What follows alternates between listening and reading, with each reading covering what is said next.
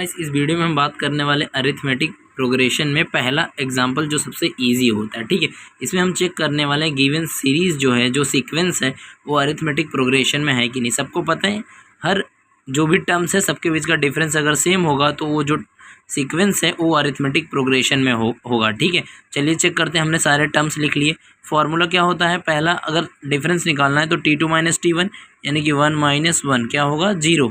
Second term 3 term 2 minus कितना हो जाएगा 2 - 1।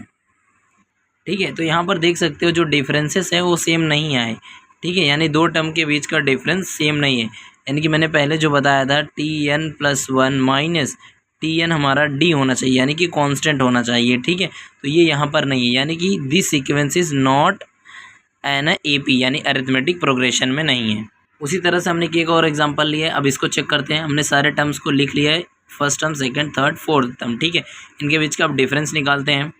तो इनके टर्म्स का जब डिफरेंस निकालेंगे हम लोग, लिख लिया हमने बराबर टर्म्स, तो ये -4 हो जाएगा और ये दोनों प्लस हो जाएंगे और -6 + 2 जो होगा हमारा -4 हो जाएगा। फिर -10 ये दोनों प्लस हो जाएंगे तो -4 हो गया। यानी कि यहाँ पर जो D की वैल्यू आ रही है -4 आ रही है, यानी कि जो हमारा ये टर्म है ये कांस्टेंट D आ रहा है, यानी कि -4 आ रहा है।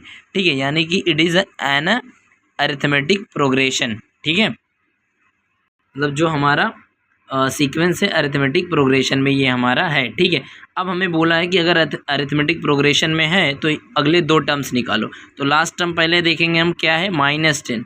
तो डिफरेंस क्या है माइनस। अगला टर्म निकालने का हमें सिंपल सा फॉर्मूला होता है, जो भी लास्ट टर्म होता है उसको लिया जाता है, प्लस किया जाता है जो भी डिफरेंस होता है।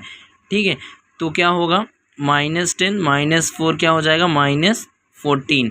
सिमिलरली नेक्स्ट टर्म निकालने के लिए नेक्स्ट टू टर्म बोला है। ठीक है, प्लस -4, तो हमारा जो होगा -14 - 4 इक्वल टू हो जाएगा -18। ठीक है, तो ये दो टर्म हो गए और ये हमारा D की वैल्यू हो गया। वीडियो अच्छी लगी तो लाइक कर देना।